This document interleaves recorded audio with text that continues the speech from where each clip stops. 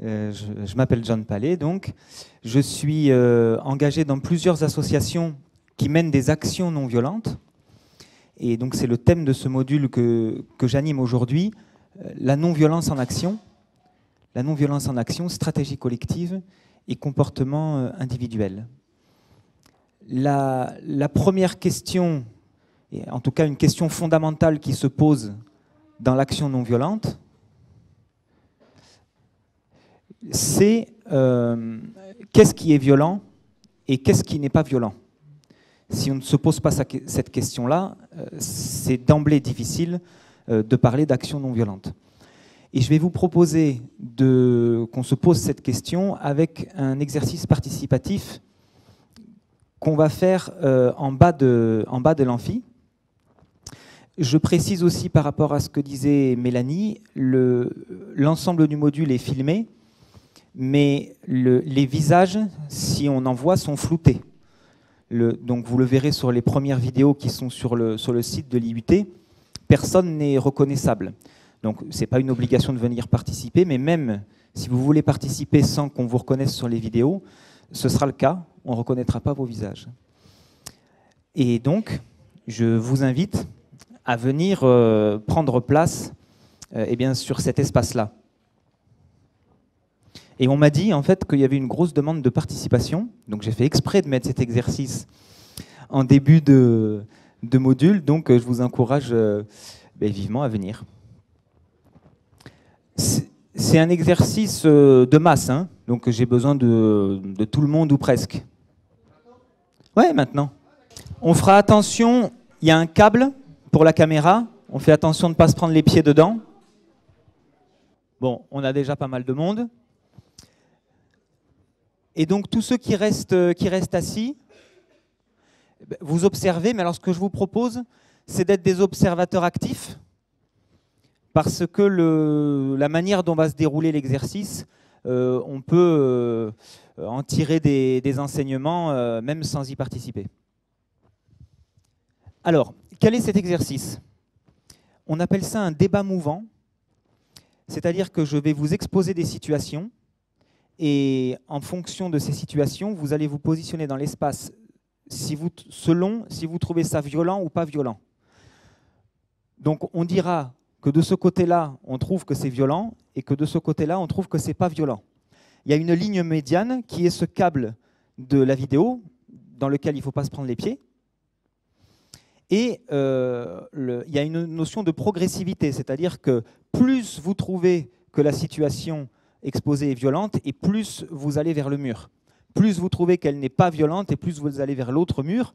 Mais vous pouvez avoir des avis plus nuancés, et vous vous rapprochez du câble, si jamais vous avez du mal à vous positionner, ou si vous trouvez que c'est un peu violent, ou un peu pas violent.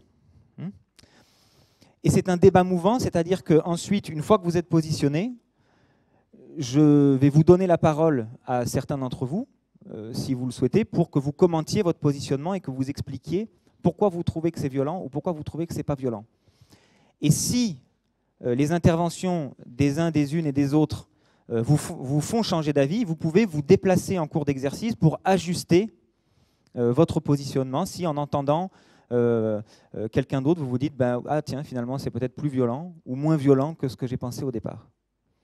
Est-ce que les consignes sont claires ou est-ce qu'il y a déjà des questions sur les consignes? Non? Ok. Alors, je vous expose la première situation. On imagine qu'on est en manifestation dans la rue. La police lance une grenade lacrymogène pour disperser la foule. Et imaginons que vous saisissiez la grenade lacrymogène et que vous la relanciez sur les policiers. Est-ce que vous trouvez que le fait de relancer la grenade lacrymogène, c'est une action plutôt violente par ici ou plutôt pas violente? Alors oui, la police a d'abord lancé la grenade lacrymogène pour disperser la foule et vous la reprenez, vous la relancez. Ah ben, en tout cas en direction des policiers, oui, sur les policiers. Donc si vous trouvez violent, vous vous mettez là. Si vous ne trouvez pas violent, vous vous mettez là. D'accord. Donc d'habitude, c'est clivant. Vous avez vraiment bougé là ou vous êtes resté à la même place? D'accord. Hein? Bon, alors, du coup, personne n'est du côté pas violent. Maintenant, il y a quand même des nuances, puisqu'on a quelqu'un qui est très proche du câble, on a quelqu'un qui est très près du mur, et une grande masse de personnes qui est plutôt sur une position intermédiaire. Est-ce que quelqu'un veut commenter son positionnement? Vas-y. Eh ben, en fait, je me suis mis là parce que tout de suite, j'ai pensé que c'était violent, mais en même temps, les gardes mobiles, comme j'ai l'habitude d'aller manifester en France ou à l'étranger en solidarité, les gardes mobiles sont très bien équipés, très protégés, contrairement aux manifestants qui ne le sont pratiquement pas, ou très peu, la plupart, très peu, quoi. Donc voilà, c'est violent, mais en même temps, moi je ne le ferai pas, mais je comprends certains qui le font. D'ailleurs, j'ai une anecdote par rapport à ça. Une fois, dans les manifestés place de la Concorde, ça va vous faire sourire, puis il y a un prof de gym qui était aussi mécontent, comme toutes les corporations, tout ça, et qui m'a dit bah moi j'ai pensé aller au BHV acheter des gants de jardin, et puis après une raquette de tennis, un masque et de plongée, et avec ça tu peux très bien renvoyer tout de suite la grenade, comme ça. Voilà. Ok. Est-ce que quelqu'un d'autre veut commenter son positionnement? Donc quelqu'un qui est plus loin de la ligne. Il n'y a personne derrière toi. Non, mais moi je trouve que, en fait, l'exercice, c'est la personne qui relance, ou c'est les policiers qui sont violents? La personne qui relance. C'est un peu d'accord. Mais pour moi, les policiers n'ont pas à lancer, mais nous, si on manifeste, c'est pour à la base, on n'est pas violent. Donc, si on relance, d'un côté, ça veut dire qu'on décrédibilise. Donc pour moi, c'est violent. D'accord. Donc ça décrédibilise les manifestants, mais vis-à-vis des policiers, est-ce que tu trouves... Mais est-ce que tu trouves que vis-à-vis des policiers, c'est violent qu'ils reçoivent la grenade lacrymogène? Pas forcément. Quelqu'un a un autre avis?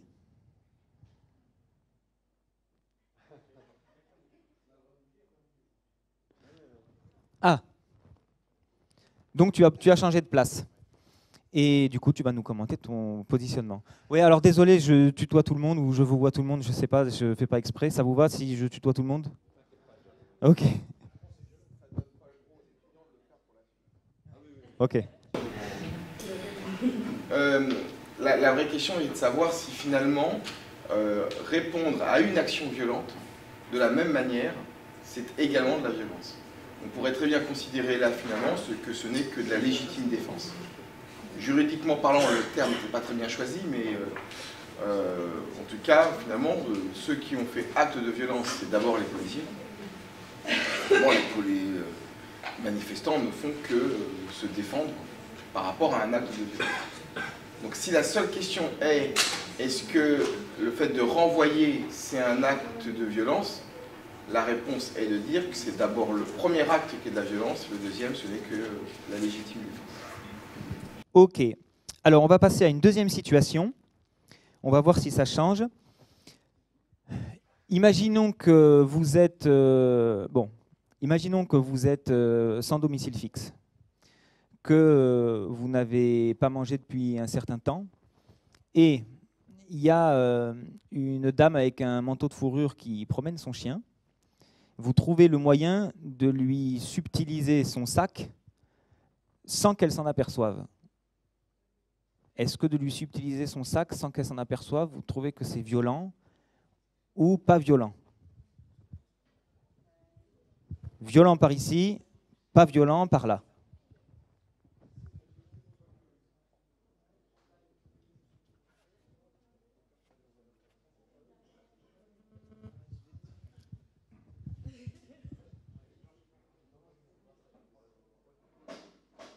Alors ça négocie par là, apparemment. Et ils ne se sont pas tous mis d'accord. Bon, là, du coup, on est dans une situation beaucoup plus éclatée, avec à la fois des personnes du côté violent, à la fois des personnes du côté pas violent, et au sein de chaque côté, une répartition assez diversifiée aussi. Est-ce que quelqu'un souhaite commenter son positionnement? Oui. Alors, je me suis mis du côté pas violent, tout simplement, parce que, enfin, certes, c'est une chose à ne pas faire, ça reste quelque chose qu'on ne devrait pas faire, mais au-delà de ça, il lui fait pas du mal, enfin, il agresse pas la personne en soi, il atteint pas la personne physiquement. Et bon, certes, elle ne s'en rend pas compte, c'est pas bien du tout, hein, mais au-delà de ça, elle n'a pas été attaquée. Donc du coup, ça reste non violent pour moi. Maintenant, c'est vrai qu'au niveau, on va dire, éthique, il ne devrait pas le faire, mais c'est pas violent. Ok. Peut-être avant, est-ce que quelqu'un de l'autre côté veut... Alors, tu as déjà eu la parole, mais s'il n'y a personne d'autre, il n'y a personne d'autre? Je t'en prie. Oui, je voulais expliquer qu'en fait, par rapport à toutes les violences que les femmes subissent depuis des siècles, je trouve ça violent quand même, quoi. Voilà, c'est ça. C'est par rapport à mon féminisme.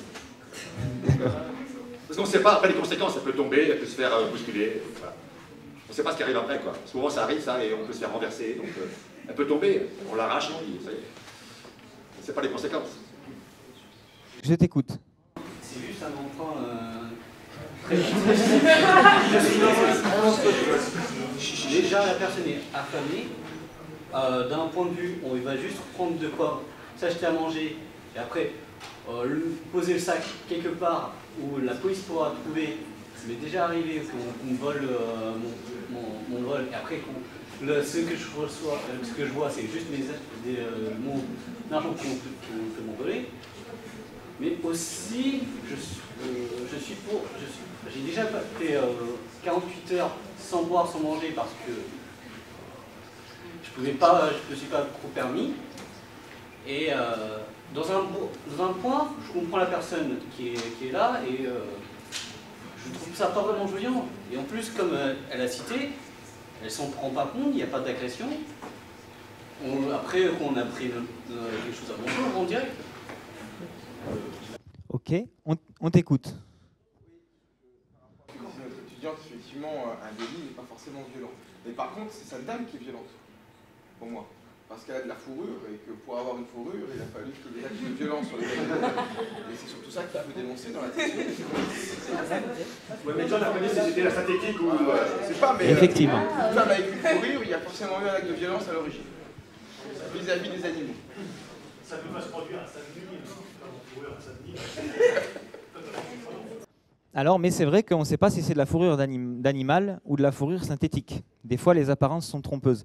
Est-ce que quelqu'un d'autre, du côté où vous continuez de trouver ça violent, vous pouvez nous expliquer en quoi vous trouvez ça violent? Oui. Moi, je dirais que non seulement, effectivement, comme tu dis, d'un point de vue physique, c'est effectivement pas violent comme action. Mais après ça, si tu te rends compte que dans son sac, il peut y avoir son permis de conduire, sa carte d'identité, tous ses papiers, si tu te retrouves sans ça, tu peux être très embêté très vite. C'est une atteinte à l'intimité, mais c'est pas une agression en soi. Enfin, pour moi, de mon point de vue, après... C'est vrai que physiquement, je suis d'accord qu'il n'y a pas de violence, mais ça reste un vol, donc pour moi, ça reste... Non, ce que tu peux faire, c'est juste prendre l'argent pour dire à la personne... Et tu peux aussi très bien ne pas être de bonne foi et prendre les papiers et... Prendre l'argent. Tu peux prendre l'argent, Mais du coup, en fait, vous êtes d'accord, c'est-à-dire que le critère selon lequel vous basez le caractère violent ou pas de l'action, vous deux, c'est si vous lui prenez d'autres choses que de l'argent ou pas. Apparemment, vous avez l'air d'être d'accord là-dessus, et c'est la condition qui fait que vous pouvez vous retrouver ou là-bas, ou là-bas. Quelqu'un d'autre veut commenter son positionnement? Alors, on passe à la situation suivante. Imaginons que deux personnes se battent physiquement.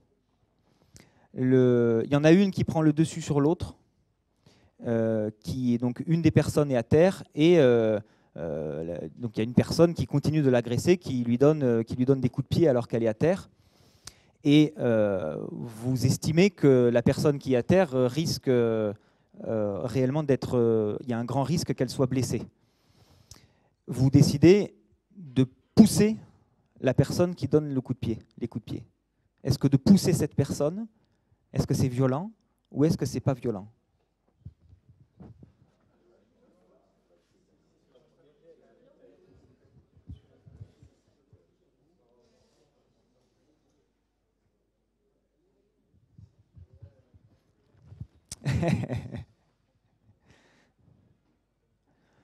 Bon, alors tout le monde a bougé de l'autre côté.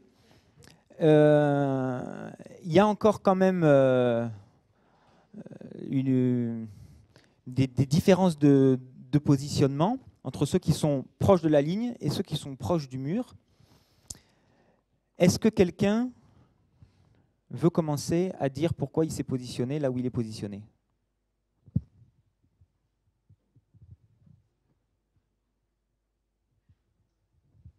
Ouais. Tout dépend comment on va pousser. On est d'accord sur le fait qu'on va essayer de repousser l'agresseur. Après, tout dépend comment on va le repousser. On peut aussi le pousser en étant violent soi-même, ou alors on peut le pousser en essayant de l'écarter et de le maîtriser, quoi. Et là, on n'est plus dans la violence. Ok. Bon, alors mon exemple, c'est vraiment on l'a poussé, hein, parce que là, sur le moment, on n'a pas trouvé d'autres moyens.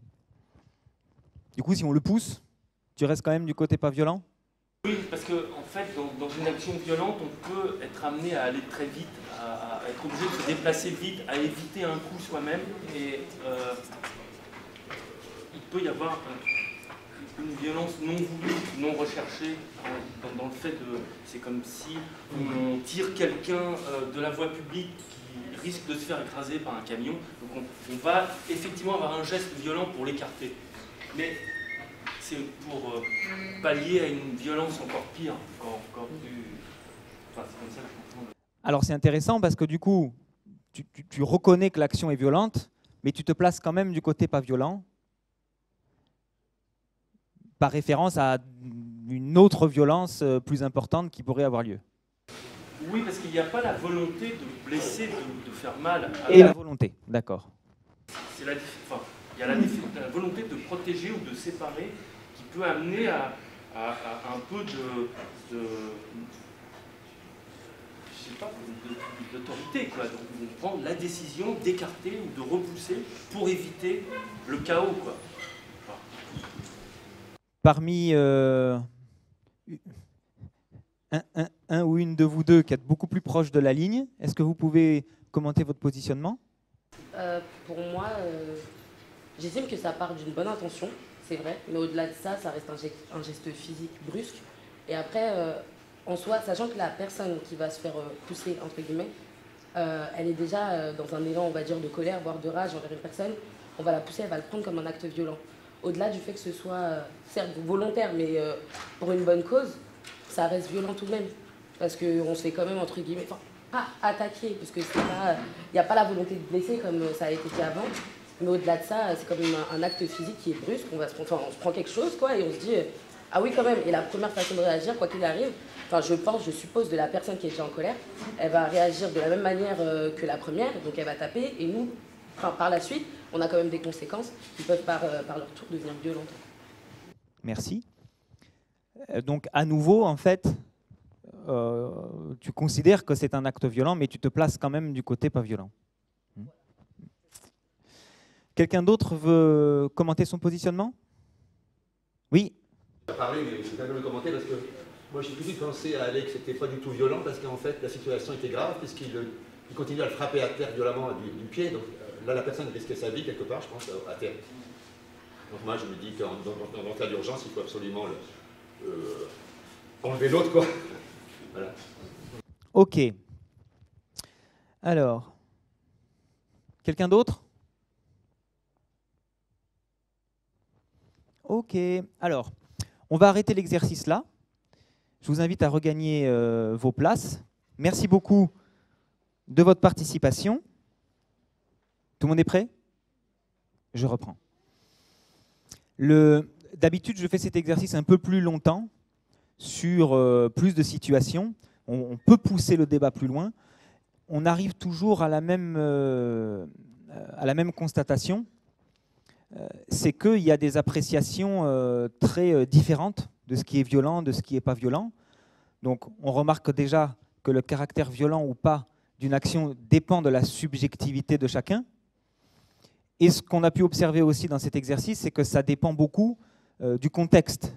C'est-à-dire que dans beaucoup de vos interventions, vous expliquiez en quoi c'était violent ou pas, selon en fait le contexte, selon si on lui a pris aussi des affaires personnelles ou que de l'argent, par exemple.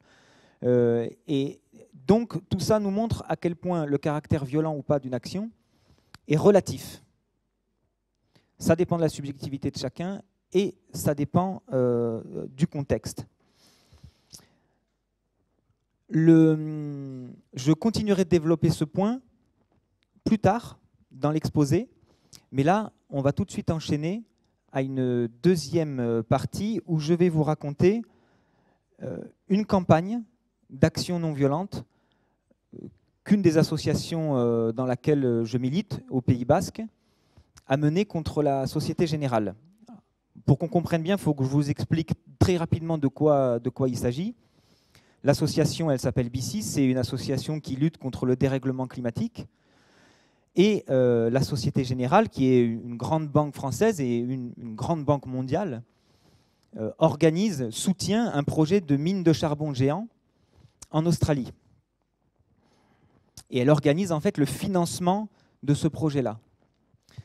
Ce projet, on a calculé, alors pas nous, hein, d'autres organisations avec des experts, nous on est une petite association locale, ont calculé que si ce projet était réalisé, il émettrait 1,8 milliard de tonnes de CO2 dans l'atmosphère, et donc ça aggraverait énormément le dérèglement climatique. On s'est donc fixé comme objectif que la Société Générale, alors c'est un projet qui se passe en Australie, mais c'est une banque qui est française et qui a des agences partout en France. Donc on s'est fixé comme objectif que la Société Générale retire son soutien du projet et arrête d'organiser le financement. Parce que quand un projet de cette nature est encore en projet, justement, l'aspect décisif, c'est le financement. Donc là, il y a déjà un premier élément de stratégie, c'est qu'il faut choisir sa cible. Et là, de toutes les entreprises qui sont investies dans ce projet-là, celle qui s'occupe du financement est stratégique à ce moment-là. Et si je peux vous demander de ne pas chuchoter, enfin de ne pas parler en fait, ou alors de parler moins fort parce que je vous entends pas mal. Et ça me perturbe. Alors, cette campagne, comment on va faire? Nous, petite association, où on est peut-être 300 adhérents, quelques dizaines de militants actifs, pas beaucoup d'argent. Comment on va faire pour qu'une grande entreprise comme la Société Générale se retire de ce projet? Ce qu'on a fait, c'est que c'était en 2014. D'abord, on a fait une annonce à l'avance et on a dit si la Société Générale, son assemblée générale devait avoir lieu 2 semaines plus tard, si à son assemblée générale, elle ne se retire pas du projet AlphaCall, alors nous déverserons 1,8 tonnes de charbon devant le siège régional de la Société Générale pour dénoncer le fait que le projet qu'elle soutient, lui, émettrait 1,8 milliard de tonnes de CO2 dans l'atmosphère. Alors, c'est évidemment une action illégale de désobéissance civile, mais qu'on annonce à l'avance. On programme un ultimatum, en quelque sorte. Et en même temps, on lance une opération de financement participatif sur Internet en expliquant on a besoin d'argent pour acheter le charbon, alors du charbon végétal en l'occurrence. On a besoin d'argent pour louer un camion benne qui va transporter le charbon. Et au cas où la Société Générale ne cède pas, pour qu'on puisse faire cette action-là. Et donc, il y a plein de gens qui donnent un peu d'argent sur Internet. Et donc, le site ressemble un peu, bon ça c'est un tract, mais il ressemblait un petit peu avec ça. Et à chaque fois qu'on donnait de l'argent, il y avait le camion qui reculait vers la Société Générale et à la fin qui versait le charbon. Bien, ça c'est la première étape. Ensuite, on organise une conférence publique avec des personnes qui connaissent le sujet, d'autres ONG. Là, en l'occurrence, c'était les Amis de la Terre, une association nationale et internationale avec des gens qui travaillent les dossiers, qui chiffrent les choses et qui, eux, sont capables de nous dire, effectivement, ça va émettre 1,8 milliard de tonnes de CO2 dans l'atmosphère. Et donc, on l'invite à Bayonne, au Pays Basque, et elle fait une conférence pour expliquer tous ces enjeux-là. Ça, c'est une chose. ça participe déjà de l'information, de la mobilisation de l'opinion publique. Avec nos petits moyens, hein, évidemment. Là, on va toucher combien? 70 personnes, 80 personnes, un peu plus sur Internet. Et ensuite, on mène notre première action de terrain à la Société Générale. On achète 3 costumes de kangourou, donc un animal australien, et on arrive dans la Société Générale en sautillant avec un boomerang sur lequel est écrit « Retour à l'envoyeur », c'est le nom de l'opération qu'on a programmée en ultimatum. Et bien sûr, c'est un objet australien hein, et qui symbolise le retour à l'envoyeur. On grimpe dans les bureaux de la Société Générale, on frappe à la porte du directeur et on lui remet une lettre qui lui explique quel problème ça nous pose, le projet AlphaCall qu'ils sont en train de soutenir, et qu'est-ce qu'on prévoit de faire comme action si jamais il ne se retire pas. Bon, là, on a eu de la chance, le directeur était là, le directeur régional hein, donc du Sud-Ouest, et il accepte de discuter avec nous. Bon. Donc on lui remet une lettre où on explique tout bien. Et donc ça, c'est la toute première action qu'on fait. Il y a déjà un premier changement dans la campagne, c'est qu'on arrive à le médiatiser. On a prévenu les journalistes, et cette mise en scène avec des kangourous, le boomerang, ça fait rigoler, ça plaît aux journalistes. Et donc là, on touche encore un autre public. Avec la conférence publique, je disais, on touchait peut-être 70 personnes. Là, ça va être relayé par les médias, donc dans des journaux, et donc plus de gens vont être au courant de ce projet. Le calcul de base, c'est que pour que la Société Générale arrête son soutien au projet, il faut qu'on lui fasse changer d'avis. À ce stade, personne ne connaît ce projet AlphaCall qui se passe à l'autre bout du monde, donc elle n'a que des intérêts de le faire. Elle a un intérêt financier de le faire et elle n'a aucun inconvénient. Nous, notre calcul, c'est si on fait connaître ce projet-là à l'opinion publique, là, il y aura un inconvénient pour la Société Générale. C'est-à-dire que pour son image de marque, et comme toutes les entreprises essaient de faire comprendre en quoi elle est engagée dans le développement durable, eh bien là, elle aurait quelque chose à perdre. Et nous, notre but, c'est que de plus en plus de gens connaissent les conséquences de ce projet pour que l'inconvénient en termes d'image de marque soit plus important que ses avantages financiers. Donc, on en est à cette étape-là. Et ensuite, en fait, ce qu'on va faire, c'est qu'entre le moment où on a annoncé la campagne et l'ultimatum, le moment où on va peut-être déverser du charbon si la Société Générale ne se retire pas du projet, on fait toute une série d'actions. L'action suivante, c'est qu'on organise à nouveau une conférence publique, mais cette fois-ci dans l'agence de la Société Générale. Alors là, je vais vous la montrer en vidéo. Il y en a pour 3 minutes. Toi, plus moi, plus ceux qui ont tout perdu, plus lui, plus elle, et ceux qui sont pendus. Allez, venez et entrez dans la banque. Allez, venez et regardez ce qui manque. Merci Wall Street et merci l'Amérique. Bonjour à tous. Nous sommes ici aujourd'hui réunis à la Société Générale à Bayonne pour vous parler d'un projet que soutient la Société Générale en Australie, le projet AlphaCall.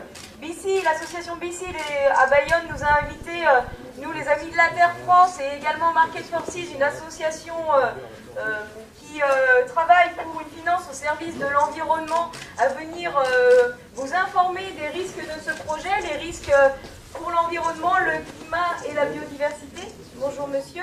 Ce projet va contribuer à émettre dans l'atmosphère 1,8 milliard de tonnes de CO2 et va ouvrir la voie à d'autres projets en Australie, d'autres projets de charbon, alors que nous avons besoin aujourd'hui de réduire urgemment nos émissions de CO2 afin de répondre à la crise climatique.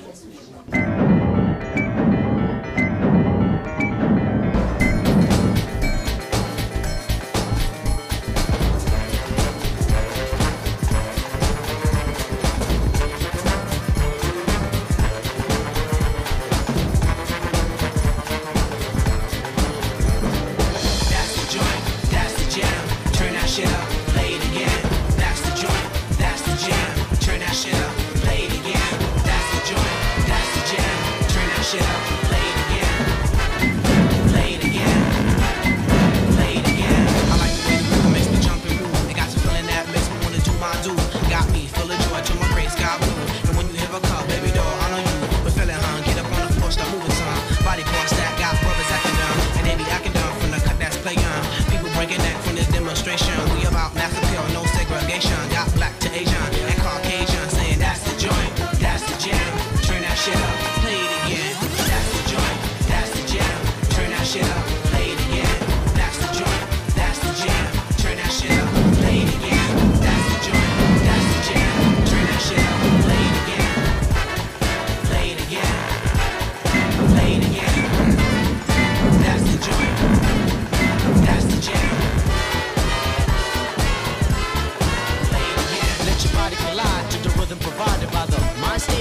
It's classified to make your heat up and flare. I swear, a serenade the soul and so beware. And what's happening here? Sequel to heavenly feeling the peace of mind that you're spawning on. Maybe in time we can stop this crime, but until then, yo, I'ma rock around saying that's the joint, that's the jam. Turn that shit up, play it again. That's the joint, that's the jam. Turn that shit up, play it again.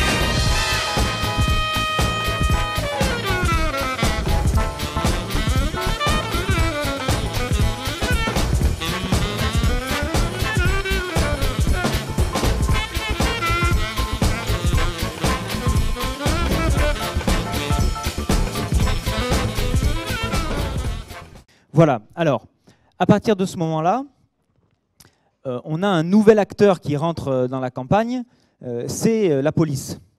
Et ça ajoute quelque chose parce que ça montre qu'il y a un problème. On augmente en fait le trouble qu'on crée par rapport à la Société Générale, par rapport à cette campagne. Et en plus, on veut créer une image, c'est-à-dire que nous, dès le départ, ce qu'on veut, c'est l'image de la Société Générale qui expulse des kangourous de son agence, parce que pour nous, ça symbolise la Société Générale qui détruit l'environnement en Australie. Et on voit l'embarras en fait de la Société Générale, c'est-à-dire qu'elle comprend le piège et elle ne veut pas nous faire sortir de l'agence. C'est pour ça qu'on est obligé d'apporter des matelas et de faire durer, et nous, on pensait se faire virer plus vite. Mais au final, évidemment, à la fermeture de la banque, ils sont obligés de nous faire sortir. Alors voilà, et ensuite on organise plein d'autres actions. Donc on transforme la Société Générale, on organise une scène de crime environnemental autour de la Société Générale. Il y a aussi des sympathisants de notre association qui ont leur compte à la Société Générale et qui du coup décident de changer de banque. Et on les filme en vidéo, donc ils expliquent leurs raisons personnelles et du fait que puisque la Société Générale est impliquée dans ce projet, ils changent de banque. Et puis, à chaque fois qu'il y a des actions, il y a des tracts qui sont distribués. Ce qui nous permet aussi de nous rendre compte que de plus en plus, la population à Bayonne est au courant de ce projet d'AlphaCall. Alors qu'au départ, ce n'est pas du tout le cas. Parce qu'à chaque fois qu'il y a des actions, il y a les médias, il y a des articles. Et donc, nous, on s'en rend compte dans la rue quand on distribue les tracts. Au départ, personne n'est au courant. Et au bout d'une semaine, au bout de 2 semaines, les gens nous disent « Ah mais oui, j'en ai entendu parler. Ah mais je l'ai lu dans le journal. Ah mais je l'ai vu aux infos à la télé régionale. » Donc c'est ce travail de mobilisation publique qui commence à fonctionner. Parallèlement à ça, il y a autre chose qui se produit, c'est que la Société Générale se saisit du problème et nous envoie une lettre. Elle répond à la lettre qu'on leur avait adressée au tout début. Au départ, c'est un peu un dialogue de sourds d'ailleurs, puisqu'elle nous explique tous les engagements que la banque prend pour le développement durable. Et donc on leur répond pour leur expliquer qu'à nos yeux, justement, le projet AlphaCall est en contradiction avec ses propres engagements. Mais néanmoins, il y a un dialogue qui s'installe, et ce qui a changé, c'est qu'on est devenus des interlocuteurs pour la banque. Parce que dans la vie normale, quelles que soient nos opinions sur ce que font les grandes entreprises, il ne suffit pas de sonner à la porte et de dire qu'on n'est pas d'accord pour être un interlocuteur pour une grande banque comme ça. Mais à la suite de toutes ces actions, de cette mise en scène, de la mobilisation de l'opinion publique, on devient un interlocuteur et la Société Générale s'occupe de ce problème. Bon, alors oui, et ça va plus loin puisque le directeur régional, à son tour, nous propose un rendez-vous. Au départ, c'est nous qui lui demandions, et là, c'est lui qui nous propose un rendez-vous. Ce rendez-vous, on l'accepte, évidemment, et on discute assez longuement, et il nous explique que tous les jours, il est au téléphone avec la direction nationale de la Société Générale pour raconter ce qui se passe. Il nous affirme que c'est discuté au niveau national de la Société Générale, mais il nous dit aussi qu'à l'Assemblée Générale, la banque ne va pas se retirer du projet AlphaCall parce que elle aurait l'impression de perdre la face et qu'elle ne peut pas assumer le fait de sortir de ce projet sous la pression citoyenne, mais en tout cas que la question est posée et qu'ils sont en train d'y réfléchir. Donc on sait qu'on a progressé dans la campagne, mais apparemment ils ne vont pas sortir. Et effectivement, à leur Assemblée Générale, il ne se retire pas du projet AlphaCall. Donc, on fait ce qu'on avait dit qu'on ferait. Hein. On déverse 1,8 tonne de charbon devant le siège régional. Voilà, donc finalement, il nous fallait 2 camions. En fait, c'est volumineux. Et voilà. Alors, à ce stade, on n'a pas gagné. On n'a pas atteint notre objectif que la Société Générale se retire du projet AlphaCall, mais on a progressé parce que la question est posée et ce projet qui était uniquement un avantage pour la Société Générale devient un problème pour eux et devient quelque chose de délicat à gérer au niveau de la communication. Et donc on réfléchit à comment on peut aller plus loin et on relance une nouvelle campagne de pression sur la Société Générale que je vais vous raconter. Alors, ce qui se passe, c'est qu'on est en 2014 et je pense que vous vous en êtes rendu compte, en 2015, on a beaucoup parlé du climat parce qu'il y avait le sommet international sur le climat en décembre 2015, la COP21. C'était un sommet très important parce que tous les pays du monde allaient venir à Paris pour discuter d'un accord sur le climat. Et on le savait dès 2014. Que ce serait une année importante pour le climat. Et chaque année, il y a des sommets comme ça, comme celui qu'on a connu à Paris, dans d'autres pays. Ça a lieu chaque année, mais ils n'étaient pas tous aussi importants que celui de Paris. Celui de Paris finalisait l'accord. Et donc en 2014, il y avait le sommet qui avait lieu juste avant celui de Paris. Il avait lieu au Pérou, à Lima. Et il commençait le 1er décembre 2014. Notre stratégie, et en fait, on l'a expliqué à la Société Générale. On leur a envoyé une lettre. Donc là, c'est l'agence régionale, mais on l'a envoyé aussi à l'agence nationale, et on leur a dit, voilà ce qu'on va faire. L'année qui vient, de 2015, tout le monde va parler du climat, et nous, on va faire des actions, non seulement à Bayonne, mais partout en France avec d'autres associations, tout au long de l'année 2015, pour informer tout le monde de ce que vous êtes en train de faire en Australie, et on va vous décrire comme le pire élève en termes de climat, l'ennemi numéro 1 du climat.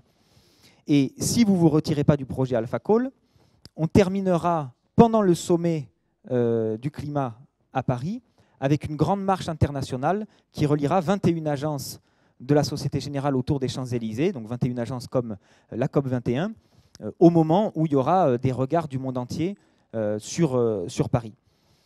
Et donc on explique tout ça. Ils ne nous répondent pas. Et donc on commence notre seconde phase de campagne. Alors, il se trouve que le 1er décembre, à l'ouverture du sommet, c'est aussi une journée internationale de jeûne pour le climat.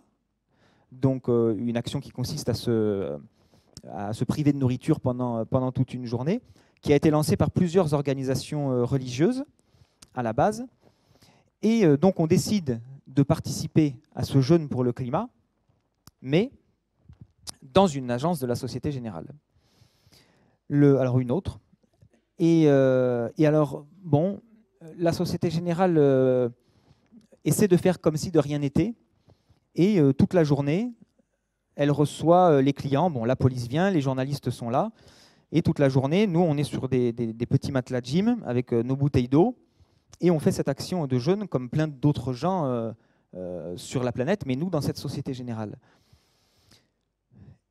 Et alors, ce qui est un peu surprenant, c'est qu'ils font comme si de rien n'était jusqu'à 1 heure avant la fermeture, où tout d'un coup, il y a comme un vent de panique qui saisit le personnel. Donc, on avait discuté avec eux, hein, on leur avait expliqué le sens de l'action. Et là, ils ferment l'agence finalement 1 heure plus tôt. Et un peu comme la vidéo que je vous ai montrée, ils ferment les grilles, ils nous enferment dedans et ils demandent à la police de nous sortir. Qu'est-ce qui s'est passé en fait?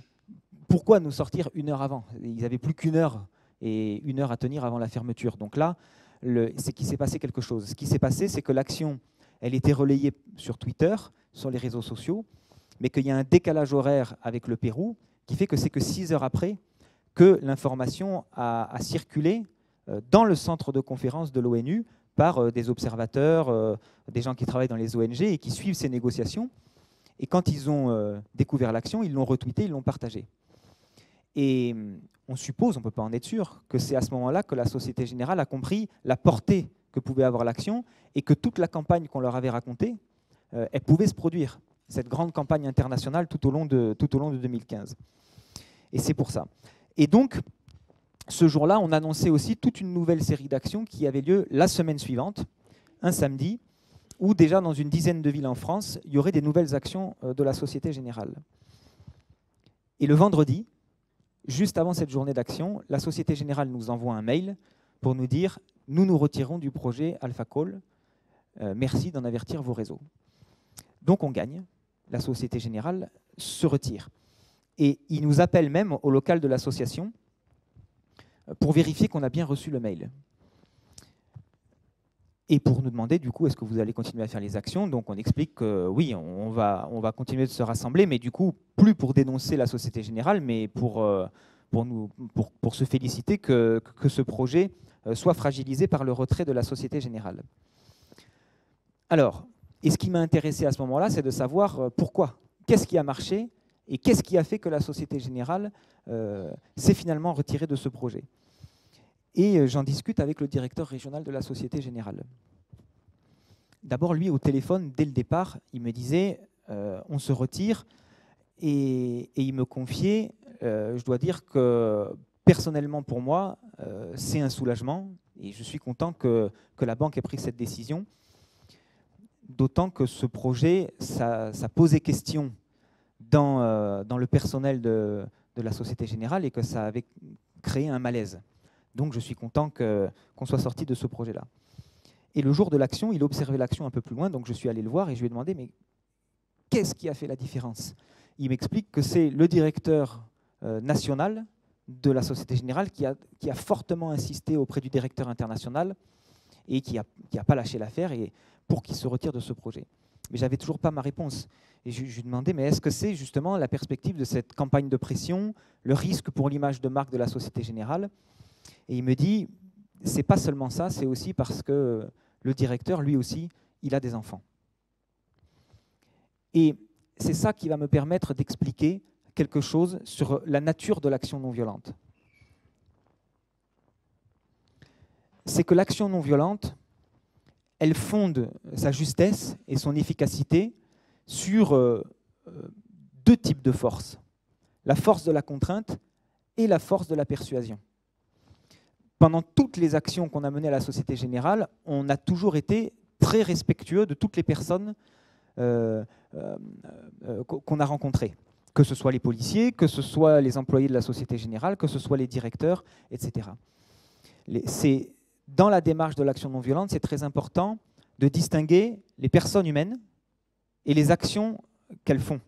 Et donc, on peut s'opposer avec une très grande fermeté à des actions qu'on considère injustes, tout en respectant les personnes, les personnes humaines qui font ces actions-là. Pourquoi c'est important de s'articuler sur les deux? Et c'est ça qui a marché sur la Société Générale, parce que je vais vous raconter comment s'est passé les relations avec le directeur régional. La toute première fois qu'on a mené une action, il était très en colère, parce qu'il nous disait vous vous trompez de cible en nous attaquant nous. La semaine dernière à peine, on a organisé un nettoyage de plage avec une association de défense de l'environnement. Et là, avec votre action, vous cassez complètement notre communication, vous réduisez nos efforts à néant avec cette histoire de projet de charbon, alors qu'en plus, on fait aussi plein d'investissements dans les énergies renouvelables, etc. Ce qu'il ressentait à ce moment-là, c'était sentiment d'injustice, incompréhension, et il était en colère. Et la fois où il nous a proposé le deuxième rendez-vous et qu'on l'a rencontré, il nous a dit complètement autre chose. Il nous a dit qu'il respectait notre mode d'action, parce que nous-mêmes, dans toutes nos actions, on respectait toutes les personnes, qu'on était très correct, qu'on était très poli, que notre message était clair et que lui-même, en fait, avait été interpellé par notre message et qui comprenait la cause qu'on défendait. Et en fait, ce rendez-vous s'est transformé à moitié en cours sur le changement climatique, où on a expliqué tout ce qui se passait au niveau du changement climatique, et lui prenait plein de notes sur son papier. Et il nous a expliqué aussi que lui, de par son poste, il ne pouvait pas s'exprimer publiquement contre le projet. Il nous l'a dit plus ou moins clairement, hein, évidemment. Sinon, il risquait de se faire licencier. Mais il nous a aussi dit, mais personnellement, je ne ferai rien pour vous empêcher de faire vos actions. Là, en l'occurrence, c'était l'action du charbon. Donc ce que ça montre, c'est que on avait fait d'une personne qui au départ était un adversaire, un allié. C'était un allié à l'intérieur de la Société Générale et qui faisait tout pour convaincre la Société Générale au niveau national que nos actions étaient sérieuses et qu'on allait les faire jusqu'au bout. Ce qui est important là-dedans à comprendre, c'est la notion de dialogue. C'est un dialogue qui s'est mis en place. Et pour le dialogue, on a besoin à la fois de la force de contrainte et de la force de persuasion. L'une sans l'autre arrive assez vite à une limite. Pourquoi ? Si on ne se fonde que sur la force de persuasion, on aurait fait une conférence publique, peut-être une pétition, on aurait envoyé une lettre à la banque en disant « bon, ben, on n'est pas d'accord avec ce projet ». Mais dans la vraie vie, ça ne suffit pas. C'est-à-dire que la Société Générale, ce n'est pas parce qu'il y a une petite association locale qui lui dit qu'elle n'est pas d'accord, qu'elle va dire à tous ses partenaires internationaux, qui sont des grandes entreprises, bon, bah, écoutez, en fait, en France, dans un petit coin qui s'appelle Bayonne, il y a quelques personnes qui ne sont pas d'accord, donc on rompt nos contrats avec toutes les entreprises de béton, etc., qui organisaient ce projet. Évidemment que non. Et en même temps, si on n'utilise que la force de la contrainte, on n'y arrive pas non plus, parce que, alors, un cas extrême, si le mode d'action, c'était ben, on va casser toutes les vitrines des Sociétés Générales jusqu'à ce qu'elles cèdent, ça ne va pas marcher, parce que ce sera très facile pour la banque de dire, bon, mais vous voyez, ce ne sont que des voyous, la seule chose qu'ils veulent faire, c'est casser les banques, et le message qu'on a apporté sur le changement climatique ne passera pas du tout. De la même manière, si on entre dans les banques pour crier sur les gens et pour leur dire ce que vous faites, ça va dérégler le climat, donc vous êtes des assassins, on va avoir du mal à capter l'attention et à créer un dialogue serein. Donc il faut à la fois, dans l'action non violente, quand on n'est pas encore un interlocuteur légitime, perturber quelque chose, s'imposer en tant qu'interlocuteur, et donc là, c'est la force de la contrainte. Constituer une menace pour l'image de marque de la banque, c'est aussi une force de contrainte, et en même temps, tout ça pour aménager des conditions de dialogue qui permet ensuite à la force de persuasion de faire passer le message. Et donc, c'est ça qui s'est passé sur cette campagne. Mon deuxième point, je vérifie juste quelque chose. Ça, c'est après. Donc ça, c'est le premier point dont je voulais vous parler. Le deuxième point, c'est la même question qu'on s'est posée au début du module. Qu'est-ce qui caractérise une action comme étant violente ou pas violente? Et là, je vais vous proposer une réponse générale à cette question en se basant sur cet exemple.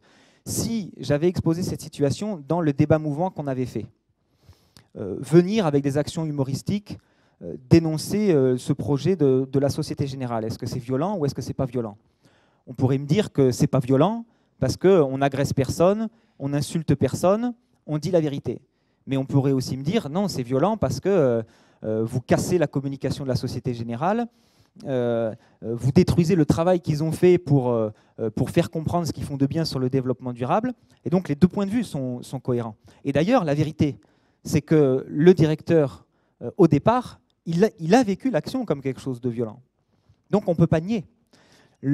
Finalement, une des réponses à donner à toutes les situations qu'on a exposées, c'est qu'il y a forcément une part de violence dans toutes les actions à partir du moment où une personne peut la ressentir comme violente.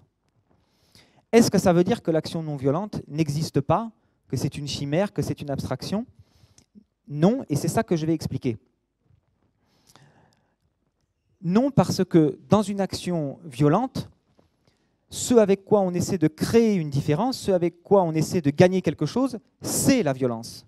C'est-à-dire qu'on essaie d'avoir plus de violence que notre adversaire pour le vaincre. Ou alors on essaie, que si on a moins de violence, de l'utiliser d'une manière plus tactique pour que ce soit nous qui gagnons. Mais c'est la violence qui fait la différence.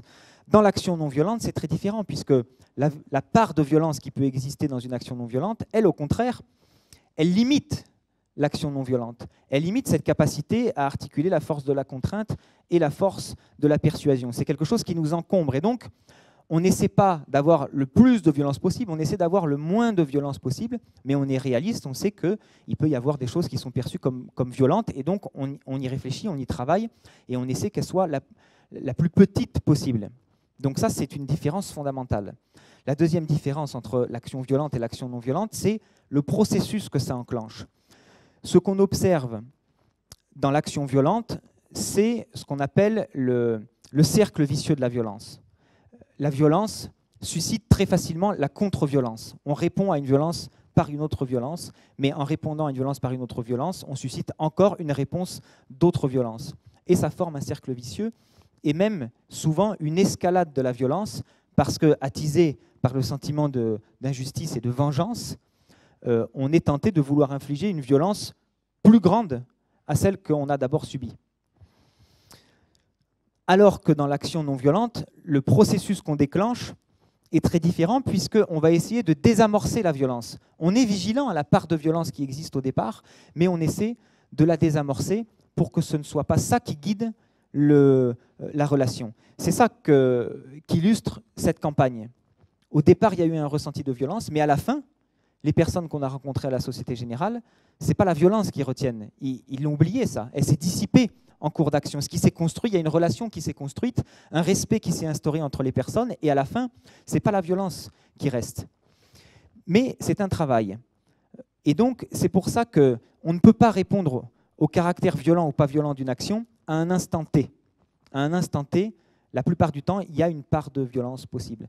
Mais si on le regarde dans le processus, est-ce que c'est la violence qui domine et qui devient de plus en plus présente dans le processus, ou est-ce qu'au contraire, la violence est désamorcée et c'est une relation humaine qui s'instaure? Dans le premier cas, alors c'est une action violente.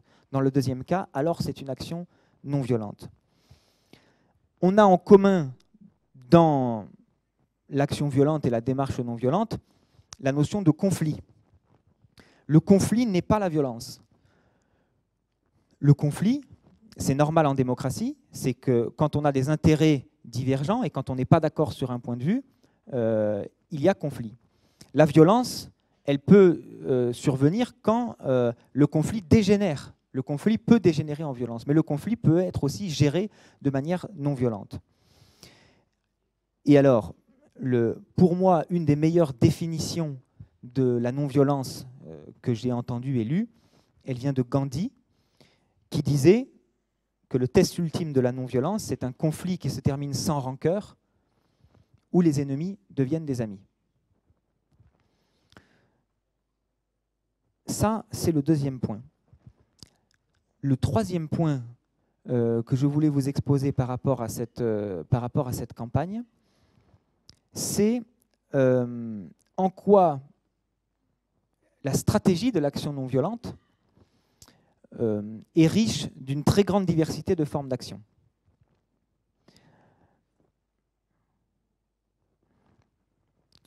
Et donc, on va les repasser en revue rapidement. On a eu à la fois des actions de sensibilisation et d'information. On a eu aussi des actions d'occupation. C'est une action directe non violente, où on intervient directement à l'endroit où ça se passe. On a eu des actions de plaidoyer, où on essaie de convaincre notre adversaire de la justesse de nos propos, des chiffres qu'on a, et du fait que c'est raisonnable de changer de projet. Une action de jeûne. Une action de désobéissance civile. Les actions de non-coopération. Alors, le terme est un peu technique. Ça se base sur l'analyse selon laquelle tout pouvoir, que ce soit un gouvernement, que ce soit une entreprise, a son pouvoir grâce à l'obéissance et à la coopération des gens. Pour une banque, si une banque est puissante, c'est parce qu'elle a des clients. Parce que des gens déposent leur argent à la Société Générale, parce que des partenaires signent des projets avec la Société Générale. Une action de non-coopération, c'est l'organisation de l'arrêt de la coopération. Pour une banque, c'est assez facile, c'est-à-dire on change de banque. D'autres exemples de non-coopération, c'est par exemple le boycott ou la grève. La grève. On arrête de travailler, on arrête de coopérer. Le financement participatif, alors a priori, ce n'est pas une action non violente, mais quand on le lance pour que les gens financent et participent à une action de désobéissance civile, là aussi, ça devient un moyen qu'on propose à des gens pour participer à leur niveau à une campagne. Et alors, il y a une diversité aussi sur les tonalités. On a vu que dans cette campagne, il y a à la fois des actions humoristiques et il y a des actions dont la tonalité est beaucoup plus grave. Il y a un mélange d'originalité, d'humour, et en même temps, le sujet est sérieux, il est chiffré, et il est porté sérieusement. Tout ça pour expliquer une idée, c'est-à-dire que un intérêt qu'on a dans l'action non violente, c'est qu'elle permet de s'adresser à beaucoup de gens différents. Parce que vous voyez que dans cette diversité d'actions, beaucoup de gens différents peuvent participer. Pourquoi? Parce que ce ne sont pas du tout les mêmes risques juridiques qu'on prend, ce ne sont pas du tout les mêmes risques physiques. On n'a pas besoin des mêmes compétences selon qu'il faut participer à une action pour déverser du charbon, ou à venir écouter une conférence dans une banque, ou à changer de banque, etc. etc. Et ça, c'est un élément clé pour ceux qui veulent utiliser l'action non violente pour en faire des mouvements de masse, des mouvements populaires, des mouvements participatifs. Et malgré cette très grande diversité de formes d'action, c'est le caractère non violent de toutes ces actions qui en fait la cohérence générale et qui fait que dans une même campagne, dans une même stratégie, on vise un objectif contre un adversaire, mais de plein de manières différentes, qui permet à plein de gens différents de participer.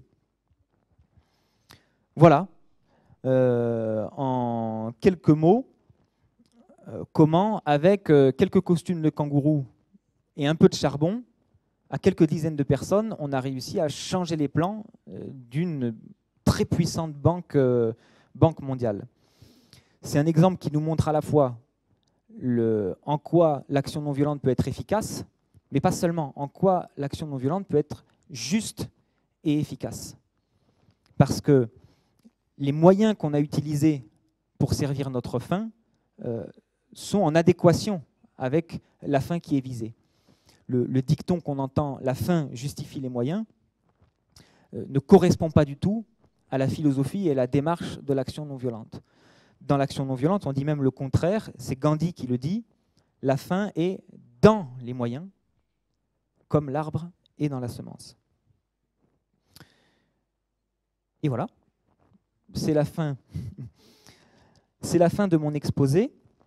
Je vous remercie pour votre attention.